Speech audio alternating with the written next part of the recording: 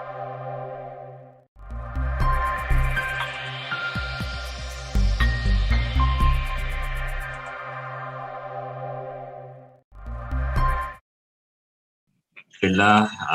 as usual, Pak Habib will say a few words, and then Prof. Irfan will talk for about 45-50 minutes, and then we'll take question and answer. Okay, Pak Habib, come. Bismillahirrahmanirrahim. Assalamualaikum warahmatullahi wabarakatuh. Alhamdulillahirabbil alamin. Wassalatu wassalamu ala asyrafil anbiya wal mursalin Muhammadin wa ala alihi wa ashabihi ajma'in. First of all, I would like to extend my warm welcome again to our dear brother, one of the prominent professors in the Islamic economic, Professor Dr. Irfan Syauqi, Beik, Alhamdulillah, is here with us, and welcome to all participants all over the world. Thank you for your participation. It's indeed a special occasion to listen and to observe and discuss with Professor Irfan Syauqi Beik in this very pertinent topic on the Islamic social finance, which is really the source of our development. Actually, it has been neglected for some time, especially in the Waqaf. Waqaf is a very, very big or huge, even sources for the Muslim, but has been neglected for some time. It's timely to discuss deeply, extensively, and in details with Professor Irfan Syauqi Beik. So thank you very much for your participation, all of the audience, and thank you again. And I would invite Professor Irfan Syauqi Beik. فليتفضل مشكورا. الحمد لله. Yeah, Prof. Much. Yes. Yeah. Yeah, go ahead, Prof. Okay. Thank you very much, the Honorable Al-Mukarram Ustad Habib Shirjins, and also Brother Shahran Kasim. Bismillahirrahmanirrahim. Assalamualaikum warahmatullahi wabarakatuh. Good evening. Alhamdulillah, alhamdulillahillazi arsala rasulahu bil huda wa dinil haq yuzrahu ala dini kullihi wa kafa billahi syahida.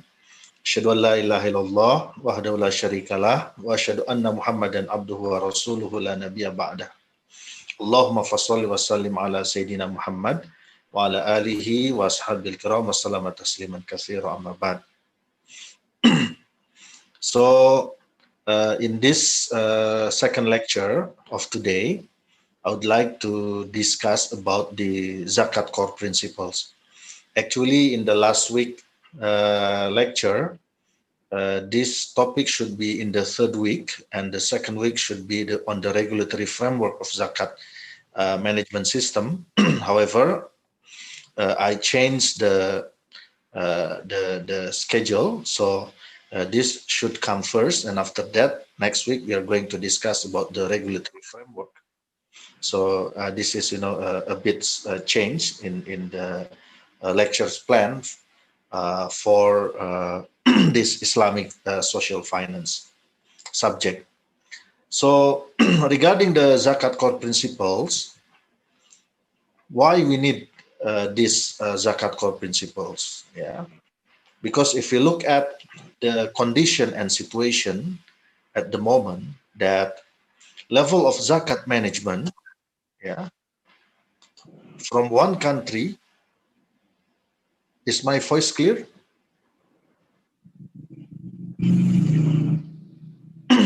Very clear. Okay, very clear. So, as we know that level of zakat management is different from one country to another country, especially in the OIC countries. Yeah. Organization of Islamic Cooperation. Some countries are in the advanced level, yeah. Some others are in the early stage or even pay no attention towards zakat. If we look at current condition of the members of the OIC, of the Islamic Cooperation Organization of Islamic Cooperation, that out of 57 member countries, only 17 countries that have Zakat Management Act, yeah, Zakat Act in their countries. So most of the OIC member countries, they don't have Zakat Act, yeah. And if we look at the practice that already take place in these countries, we can observe that level of management are different from one to another. Yeah, and as I mentioned, some countries are in a very advanced level. Yeah, like Malaysia and Saudi Arabia. Some others are still in the early stage, and some others even they don't have any strong attention towards zakat. So look at this current condition, we can conclude that zakat actually is still not yet optimized, yeah, as a tool, yeah, to increase the global welfare, as a tool to be used to fight against poverty. And what has happened actually, there is no standardized global zakat governance. Yeah, prior to the presence of zakat core principles, there is no standardized global zakat governance. Yeah, there was no standardized global zakat governance. That's why uh, there was an idea to have this kind of standardization or standardized principles or standardized system, so that based on this idea, in the year 2014, as I have also elaborated last week, that there was an initiation of international working group on zakat core principles, which attempt, yeah, to have a standardized document that can be made as the reference, yeah, for better zakat management quality that can be utilized by any country that wants to have a better quality of zakat management. Yeah, that's why this idea was coming into the picture, and there was an attempt, yeah, initiated by Central Bank of Indonesia, National Board of Zakat of Indonesia, and the Islamic Development Bank. Yeah, and Alhamdulillah, the initiation of this international working group at the time was receiving a good response from some countries, and around 10 or 11 countries were participating in the discussion of this international working group on zakat core principles. So what are basically the objectives of having this zakat core principles document? Yeah, at least there are two basic objectives of why we need to have this ZCP document, Zakat Core Principles document. The first one is to provide a brief description about the position and roles of Zakat system in the economic development program.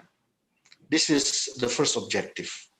The second objective is to provide a methodology to set the core principles in zakat management and supervisory system that can be implemented, yeah, by any country that wants to optimize their zakat potential.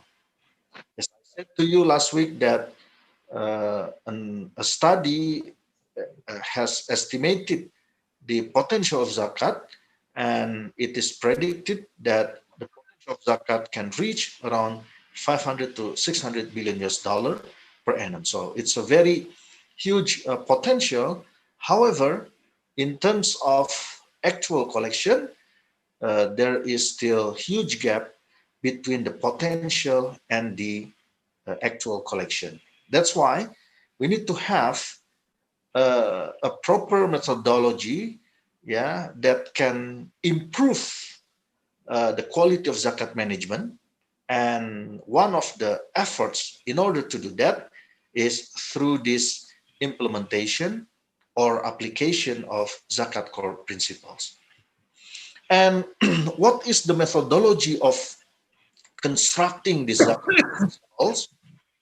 Actually, these zakat core principles, yeah, actually is constructed based on a comparative study between currently well-established financial regulations, yeah, with basic properties of zakat. Yeah, the well-established financial regulations such as Islamic banking regulation, or insurance regulation, etc., yeah, with the basic properties of zakat. So we apply a comparative study between these two. And the second one, yeah, what we did is we assess the relevance of the contemporary regulatory elements to a possible zakat regulation. Yeah. So actually, we did not start from nothing. Yeah. We started from something that already exists. We try to analyze it. We try to observe, yeah, the content of these standards and try to modify and absorb all aspects that are relevant to zakat sector. So that's why this is what we did. Yeah, and also in the methodology of constructing the zakat core principles, we also classified the regulatory items which were in contradiction of the concept of zakat. Yeah, and also we try to find the relevant items, yeah, that can be used, yeah, to propose zakat regulation. Yeah. So this is what we do. The classification is very important because we don't want to adopt regulations that are in contradiction with the concept of zakat. Yeah, so we cannot apply that kind of regulation. And the fourth one, related with this methodology, actually the construction of this ZCP is based on the historical zakat system and Quranic analysis. Yeah, so we also did the historical analysis, yeah, on the zakat system that has been practiced since the time of the Prophet until the time of caliphates. Yeah, what are the basic components or elements, yeah, of zakat regulation at those time. Yeah, and also we also offer new elements, yeah, of regulations for zakat system. So this is the methodology on how we construct the zakat core principles. This is an example how we analyze, for example, the collecting agent. Yeah, we compare, for example, the early age and the period of Khalifah. Yeah, yeah. For example, in the early age, when we talk about collecting agent of zakat, the appointed zakat workers, they were managed under simple state structure. Yeah, but during the period of the caliphates, for example, the government bodies responsible for collecting zakat, yeah, actually they are in more, complex structure because of many reasons, like because of the size, yeah, of the caliphate, yeah, etc. Yeah, this Busmus program, for example, in the early age, it was dominated by consumptive-based programs, few attempts on productive-based programs, but in the period of caliphs, Khalifah, some improvisations in the disbursement programs were also there. Yeah. So these are examples on how we compare various, conditions based on the historical practices of zakat management. Yeah. And of course, as I said, we did not start from zero. Yeah. So we try to analyze what has happened in the financial world. And if we look at the financial regulation, they have a standard that is based on what we call as Basel core principles. So if you look at the banking system, the system that exists today is based on the core principles available in these Basel core principles.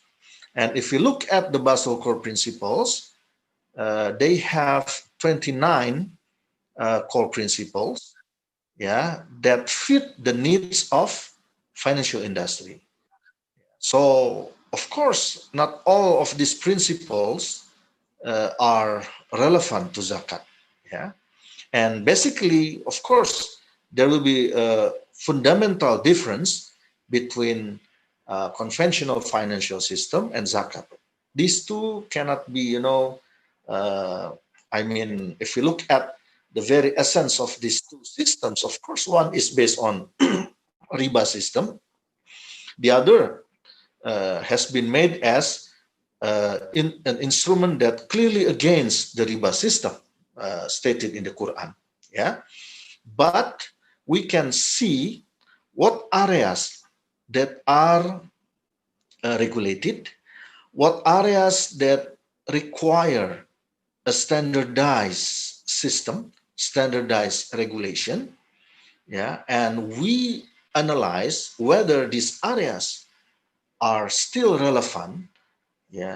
Of course, it has to be modified because you cannot follow the Ribawi financial system, of course. But at least since finance and zakat has also similarities in terms of economic and financial activities, so we observe whether we can take some benefits from the presence of Basel core principles. And that's why from our analysis to these Basel core principles, out of 29 core principles, we found that 18, we found that there are 18 core principles that are relevant to zakat. Of course, the title may be the same, but the content, of course, it's totally different. It's totally different. Like, for example, when we talk about licensing criteria, of course, it will be different between financial institutions and zakat institutions. But we agree that licensing criteria is very important. That's why we put it as part of the core principles. Similarly, supervisory approach. Of course, supervision will be different between conventional financial system and zakat system. But the main point is the supervisory approach should be should be standardized. That's the idea. So we take Basel core principles as the idea on which areas that need to be standardized. And that's why we come up with these zakat core principles. There are 18 core principles that that have been discussed. So these 18 core principles, you can see here, the first core principles are related with the objective, independence, and powers, and then permissible activities, licensing criteria, supervisory approach, supervisory techniques and tools, supervisory reporting, corrective and sanctioning powers of zakat supervisor. So these come under the supervisory power, responsibility, and function as the first part. And the second part is related with the prudential regulations and requirement. So here we can see that the relevant aspect that needs to be standardized in the zakat system, you can see here from the core principle number 8 until core principle number 18. Yeah. Yeah. For example, we realize the importance to have a standardized governance, but we name it as good amil governance, not corporate governance. Why? Because amil has its own logic, yeah, which is different, of course, from the corporate. But of course, the presence of governance is very important because governance determines the quality of management. Yeah. So that's why we name it as good amil governance. Similarly, in the wakaf, yeah, it will be explained later in the week 6, yeah, if I'm not mistaken, inshallah with Prof. Raditya, we use the term good nazir governance. Yeah, because the name, of course, it has its own philosophy, it has its own worldview, it has its own requirement, yeah, in its operation. That's why when we talk about good amil governance, it's not the same with corporate governance, yeah. But the idea is to have a standardized governance system. That's why we come up with this conclusion that we need to have this good amil governance. Yeah. Similarly, we need to also to have the collection management, disbursement management, yeah, which is not found in the Basel core principles, because of the nature, the different nature between financial system and this zakat system. Yeah, disbursement management. We also identify risks that may appear in the zakat system because previously, before the existence of the zakat core principles in the zakat world, yeah, in many zakat organizations, they did not discuss about the risks. They did not even have the concept of risk management, yeah, in the zakat institution. Yeah, that's why we came with this idea that we also need to identify various risks that may endanger the operation of zakat institutions if we do not provide an approach to mitigate those possible risks.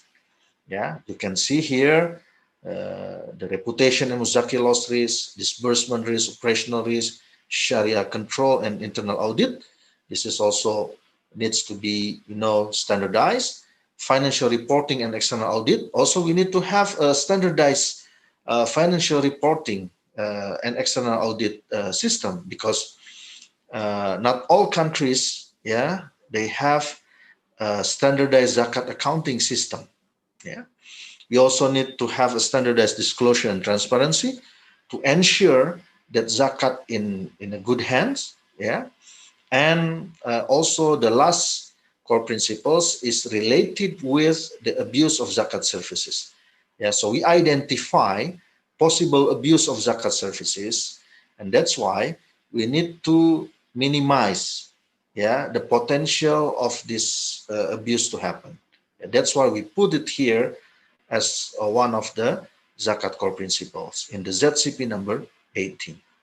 So these are the milestones, yeah, how the discussion took place and how the process was managed until we launched the document. As we already know, and I have also explained this last week, that the launching of the zakat core principles was taking place in the year 2016 on May 23rd until 24th during the UN Humanitarian Summit. But the process to reach this moment, we have gone through 4 international working group meetings, 1 Sharia review, and 1 public exposure. Yeah. So the first meeting was started on August 2014 in Jakarta, and then followed on November 2014 in Surabaya, Indonesia. And then the third meeting was conducted in Banda Aceh on June 2015. After that, on August 2015, there was a Sharia review on the draft of these Zakat core principles. And then on October 2015, we conducted the public exposure. And then in the fourth meeting, October 2015, we finalized the document after we received comments and suggestions from the public exposure. And after that, when everything is ready, we launched the document during the UN Humanitarian Summit. And Alhamdulillah, this document has been adopted by the World Zakat Forum. So if we combine and if we classify all of these 18 core principles, actually we can regroup these 18 core principles into 6 dimensions. Into 6 dimensions. The first dimension is legal foundation. Legal foundation. Legal foundation is very important. This is needed in order to protect the operation of zakat system and zakat institutions.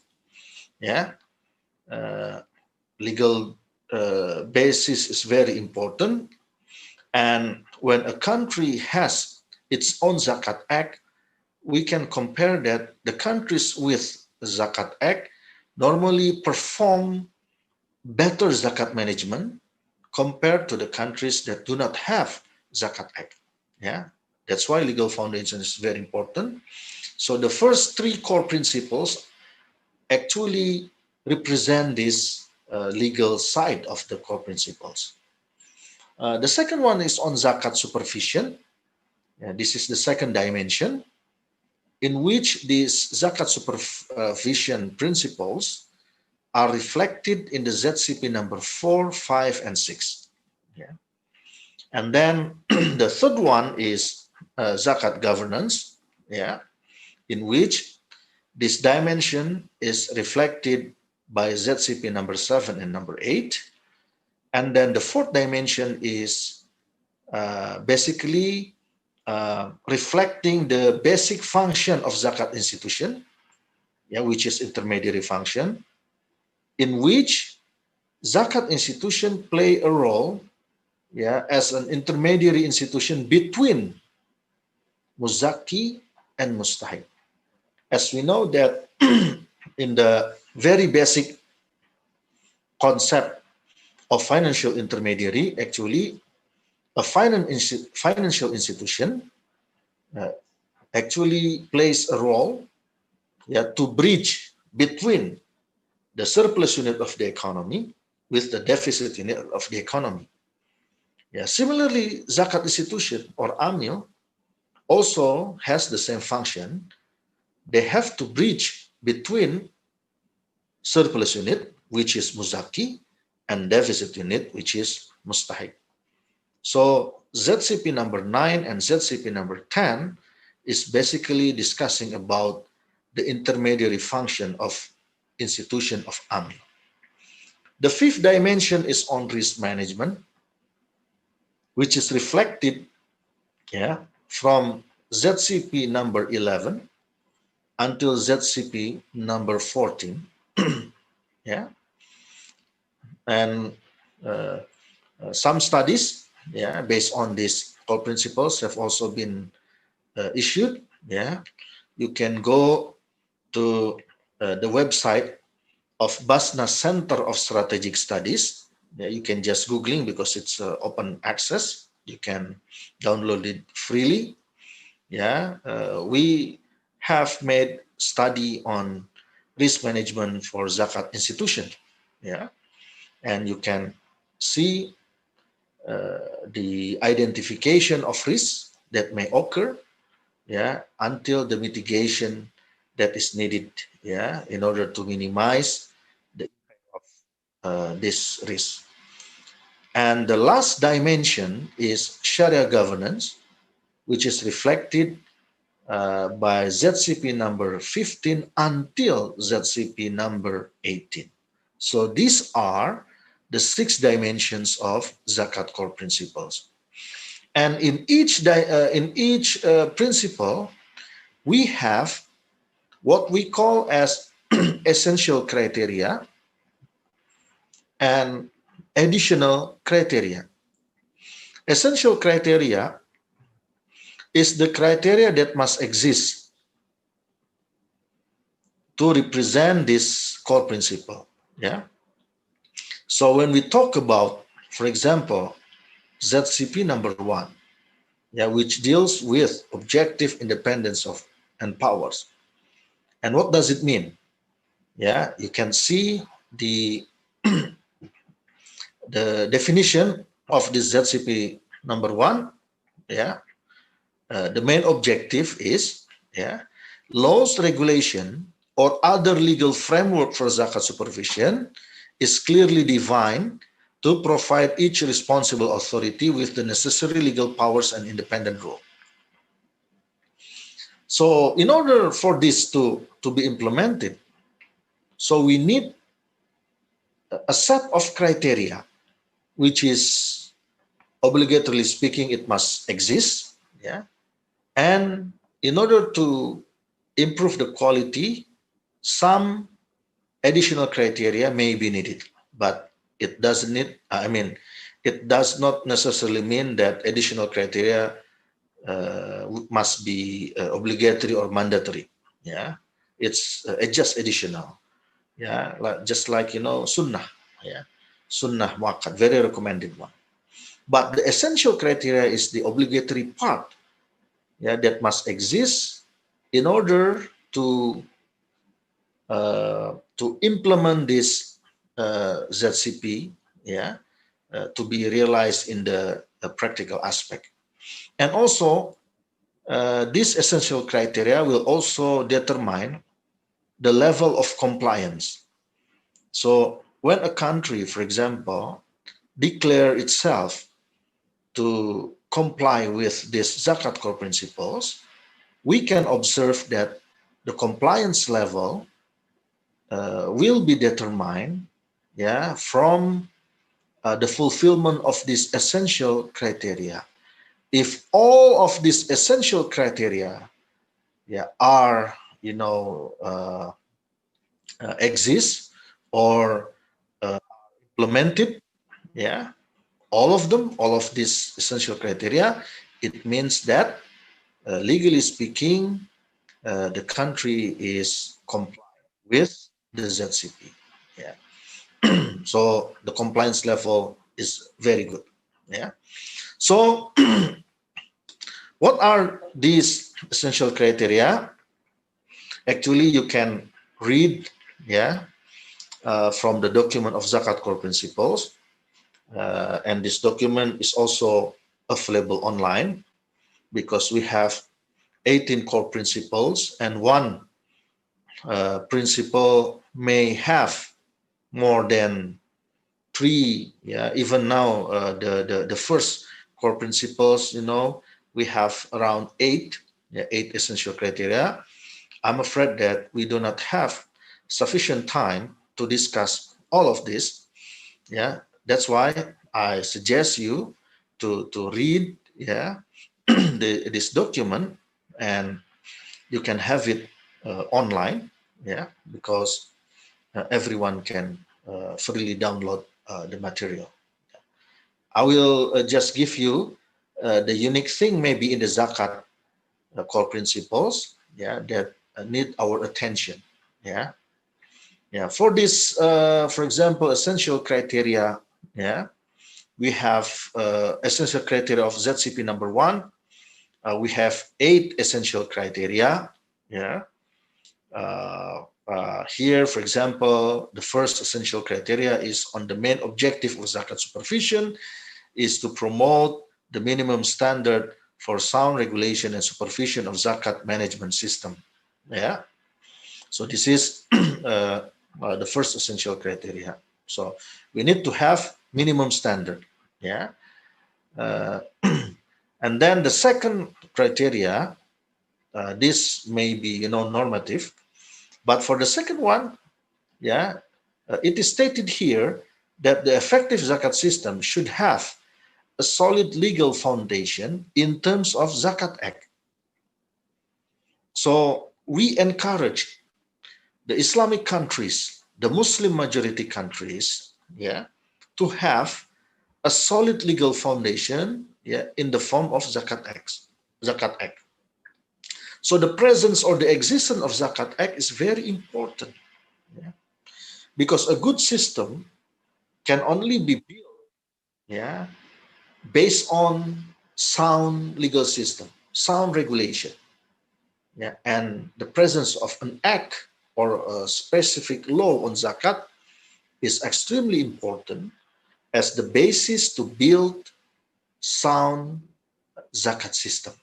Yeah, that's why it is needed. Yeah, it is stated here in the second essential criteria. Yeah, this is just an example. Yeah, how about in the case of Muslim minority country? So the essential criteria number 8 clearly mentions that in case for Muslim minority country, zakat institution should comply with prevailing local regulation and legal Islamic counsel. Yeah, for such as Charity Act or other relevant rules and regulations in the absence of zakat supervisor. So in the case of my Muslim minority country, like in the UK or in the US, yeah, we encourage them, yeah, to comply with, the closest regulation. Of course, they don't have Zakat Act, yeah, they don't have, of course, yeah, because Muslims minority there. Although exception is for the case of Singapore. In Singapore, don't forget, yeah, in the Muslim Administration Law Act, it is clearly mentioned the obligation of the Muslims to pay zakat, both zakatul fitr and zakatul mal. Yeah, and failing to do that will lead to punishment. Yeah, either in the form of uh, fine or prison. Yeah, or both. Yeah, so it's very interesting when we talk about Singapore. Yeah, in terms of zakat. Exception only for Singapore, but for other countries, Muslim countries, of course, they don't have specific zakat act. That's why we encourage them to find the closer one, yeah, to find the closest act that is, if that we can comply with, yeah. For example, Charity Act or Social Donation Act, yeah, and other relevant rules, yeah. So this is the essential criteria, yeah, and we have also here 3 additional criteria, which is not mandatory, yeah. This is example. ZCP number 2. I hope I still have time, yeah, 5 minutes more. ZCP number 2, for example, it discusses about, yeah, the permissible activities. Yeah. So what are the permissible activities? Yeah. In terms of collection, disbursements, yeah, in terms of fund management, etc. Yeah. So what are the essential criteria for these permissible activities? The first one is sources of zakatable items must be clearly determined in the Zakat Act. Yeah, that's why a good Zakat Act must contain, the sources of zakatable items. So it has to be clearly determined. Yeah, yeah. And then another essential criteria is on the general criteria of zakat collection. as well as number 3 is general criteria of zakat disbursement. Yeah, the two should be mentioned in the Zakat Act. Yeah. So this is, example of essential criteria. So there is a need to to clearly explain or to clearly mention, yeah, about this criteria, general criteria of zakat collection and disbursement. Yeah, what can be done, what cannot be done. Yeah, it has to be everything. It has to be, mentioned in the Zakat Act. Yeah. And then another example is licensing criteria. Yeah, this is related with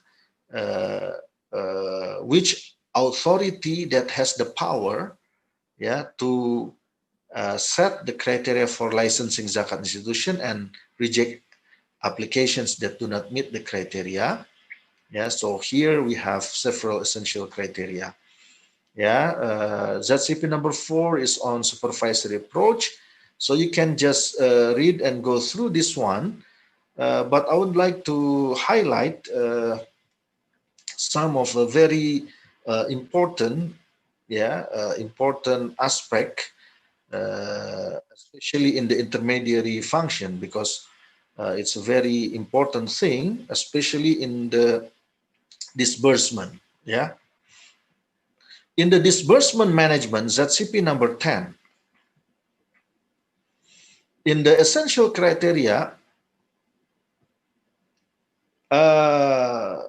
we have, introduced some new concept, yeah, some new concept that should be implemented, yeah, by zakat institution. Yeah, here the example is on the concept of allocation to collection ratio, or ACR, yeah, which quantifies the ability of zakat institution to distribute zakat fund by dividing total disbursement by its total collection.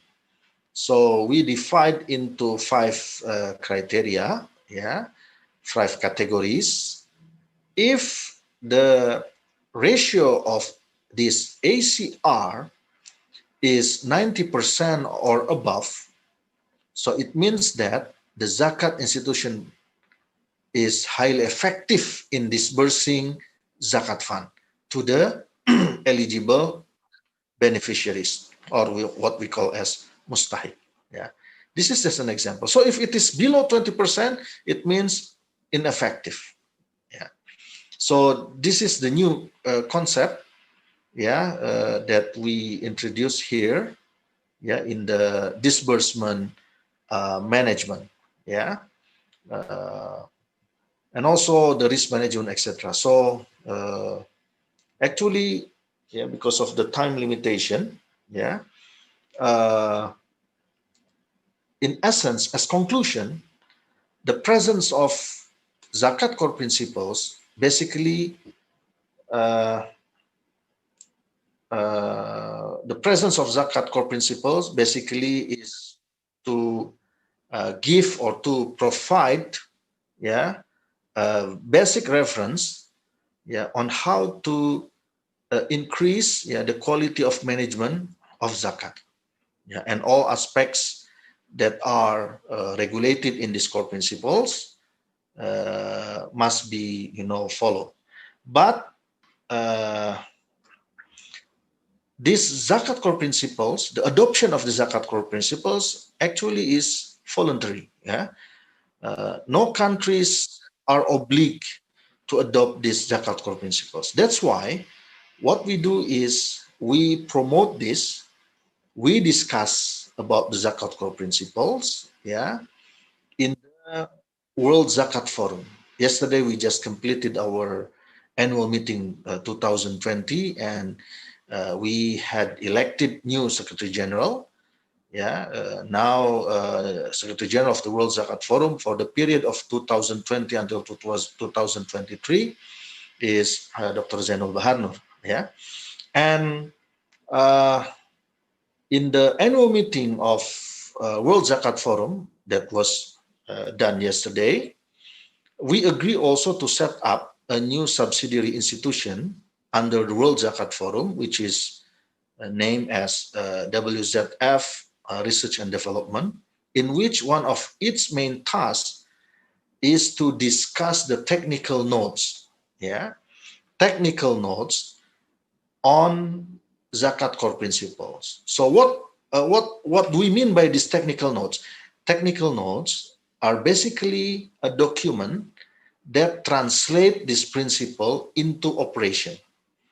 So these technical notes can be used as the reference and guidance, to strengthen the operation of zakat institution.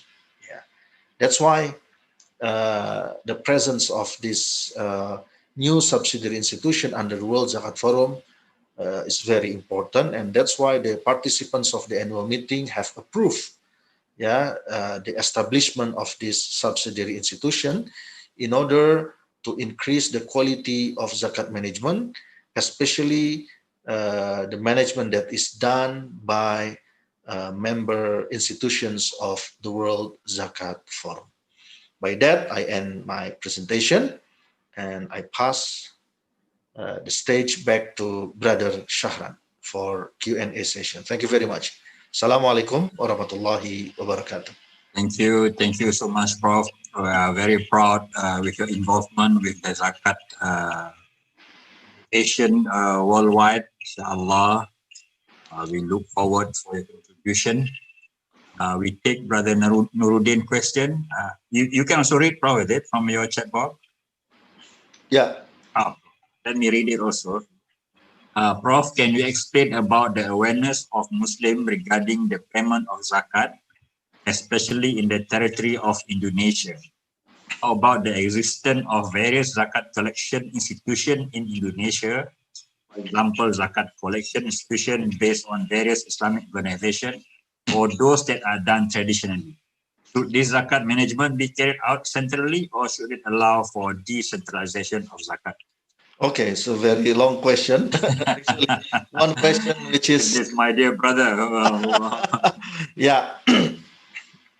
If we talk about the awareness level, of course, if we look at the trend of collection, Alhamdulillah, for the last 5 years, there is an improvement of collection by almost 3 times bigger.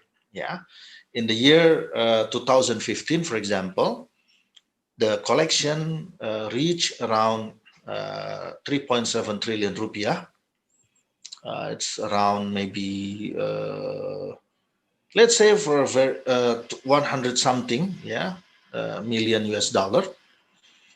But in the year 2019, the collected zakat fund was reaching around 10.12 trillion nationally. So it increases almost triple.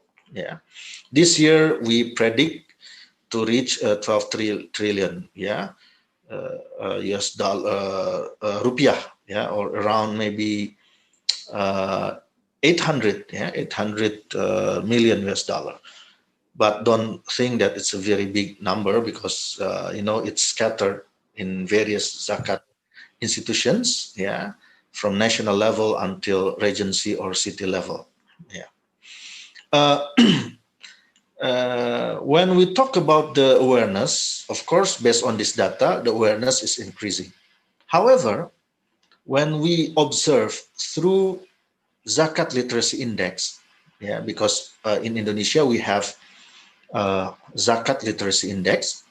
This concept was proposed last year and approved by the Board of Commissioner of the National Board of Zakat of Indonesia, Basnas, and this year it was implemented. And from the results of zakat literacy index, it is found that the level of literacy of zakat of Indonesian people is still in the category of moderate category. So we have 3 categories: low category, moderate, and high. Yeah.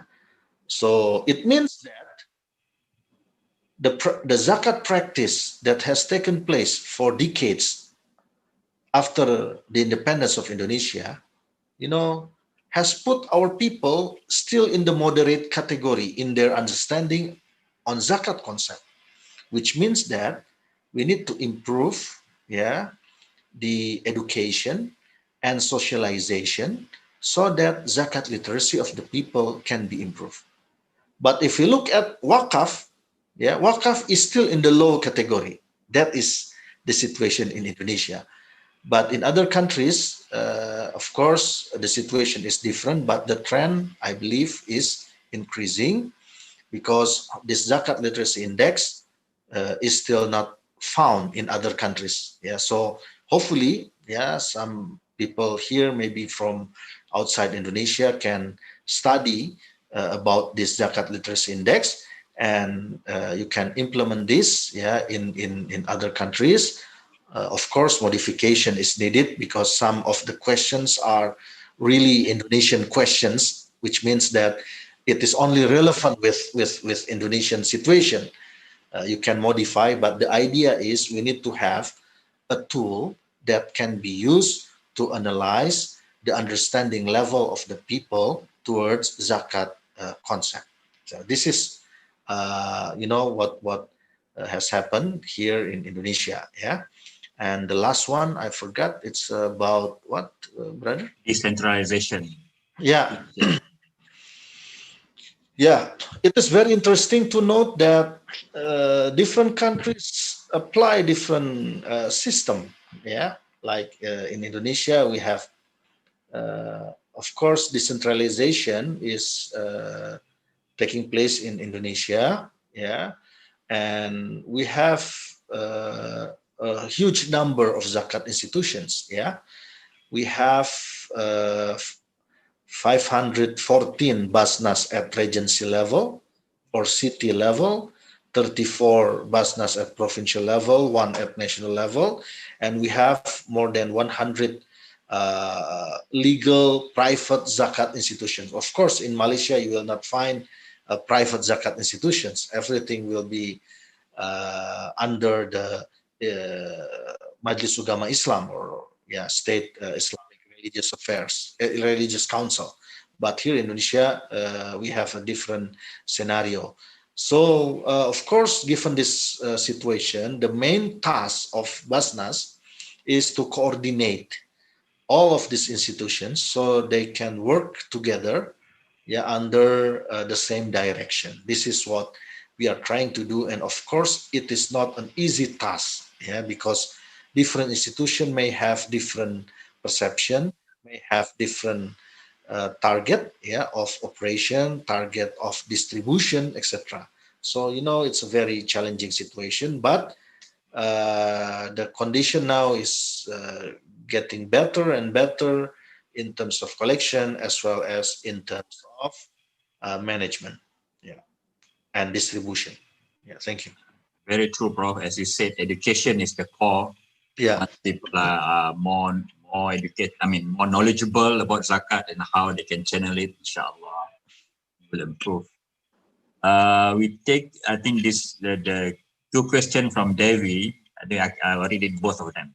Which zakat institution already implement the zakat core principle, and can we see in their annual report about that issue? Second one, guided and technical zakat core principle international standard. What are the challenges? Okay. So, of course, we can see, many zakat institutions have implemented this one. For example, in the case of Indonesia, we have adopted, zakat core principles. For example, the presence of Zakat Act. We have Zakat Act. And in the Zakat Act, it is clearly mentioned about the sources of zakatable items. And sources of zakatable items are required as essential criteria in the one of the ZCP that is related with collection management. Yeah. Similarly, general criteria of collection, general criteria of distributions are also there in the Act. Yeah. So it means that actually we have attempted to implement this one. Similarly, in Malaysia, yeah, each state has its own Zakat Act. Yeah. Kuala Lumpur, as a state, it has its own Zakat Act, which is different. Yeah, not fully different, but there are some differences, yeah, among the act, yeah, because of the different condition of each state. Yeah, Selangor also has, yeah, and other states also have. Yeah, so that's why you can see this, yeah, in various form of adoption. Yeah, it can be adopted in the form of regulation, in the form of law or act.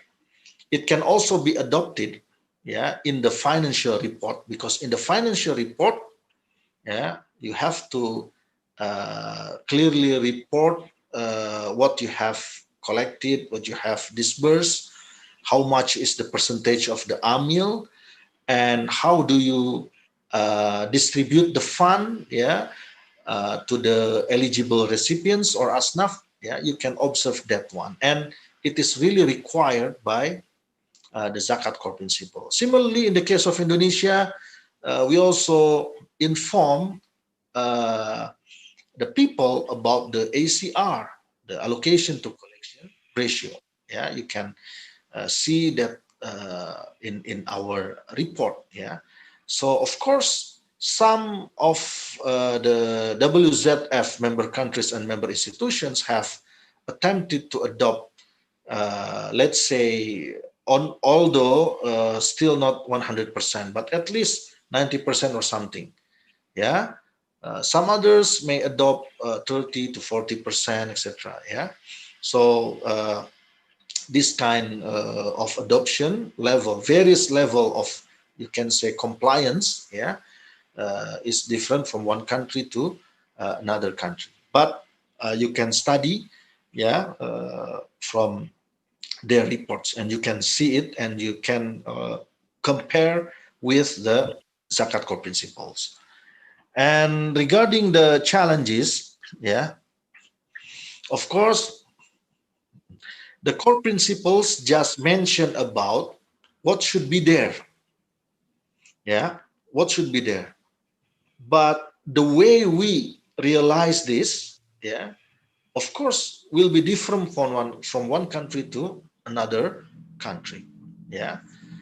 For example, in the zakat accounting standard in Indonesia, we have our own what we call as PSAK, ya, pernyataan standar akuntansi, ya, keuangan. PSAK number 109. We are the only country having this one, yeah. This what do you call as the zakat accounting standard that is issued by our accounting council, yeah. So of course some other institution, yeah, standard setting institution like IOFI, they also have, yeah, some guidance on zakat, yeah. Okay, but it is not as complete as our PSAK, yeah, 109, yeah. So the basic challenge is how to first to communicate, yeah, one to another, the implementation of this one, yeah, the implementation of zakat core principle. That's why we need to have these technical notes, yeah. By technical notes, the participants, especially the World Zakat Forum members, can agree on how to implement, how to translate each ZCP into operational condition or operational system, yeah. And we have issued, I think, around 3 or 4 technical notes. Yeah, still a far way to go, yeah, but at least some technical notes have been issued and have been agreed, yeah, like the the needs to like the governance, governance aspect. The technical notes on that has been discussed, and inshallah through this new subsidiary institution of World Zakat Forum, which is WZF R&D, we hope that these technical notes will be discussed under this subsidiary institution of World Zakat Forum, so that everybody will have same perception.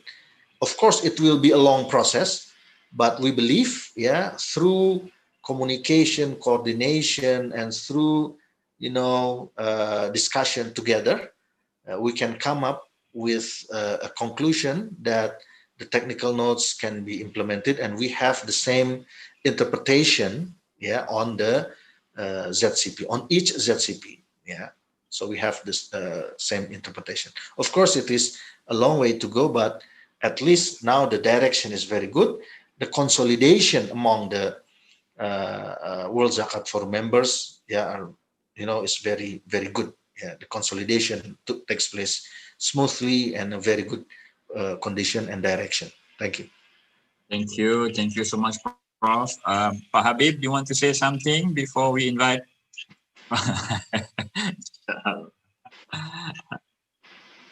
That's excellent. Okay. Thank you. Okay, Prof. Final remark for tonight before we say goodbye. Okay.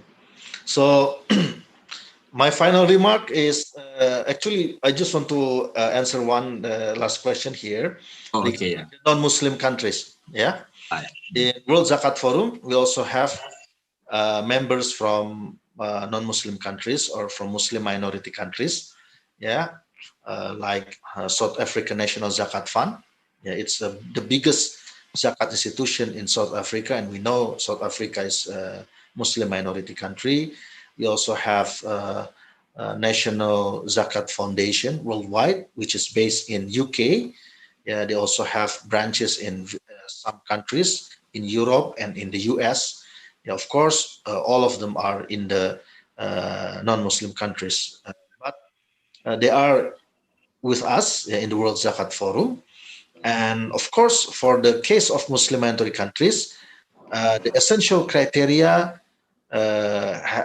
will be adjusted. Like the presence of Zakat Act, for example. As I mentioned earlier, the presence of Zakat Act is not mandatory, of course, in the non-Muslim countries, because we cannot force the government, the parliament of that country to issue Zakat Act. Of course, it's not. It's quite impossible to do that unless they have commitment like the Singapore government. But what we do is we try to, to promote the basic things to make our institution transparent and accountable. So ZCP can be the, the guidance. The guidance to, to have or to create a trustable, transparent, and also accountable organization. So they have, they learn about it, and they want, they want to translate it into the operation that fit the situation in the Muslim minority countries. This is what has happened now, and as my final remark, that inshallah the ZCP is one attempt to optimize the global zakat potential. And of course, we cannot stop until here. We need to continuously improve the system, and ZCP hopefully can help us in building a better global zakat management system. By that, I end my presentation. Thank you very much for IIIT to invite me to share about this topic. Thank you very much. Assalamualaikum warahmatullahi wabarakatuh. Waalaikumsalam. Thank you, Prof. Thank you, Pak Habib. See you next week. Same day, same time. Assalamualaikum.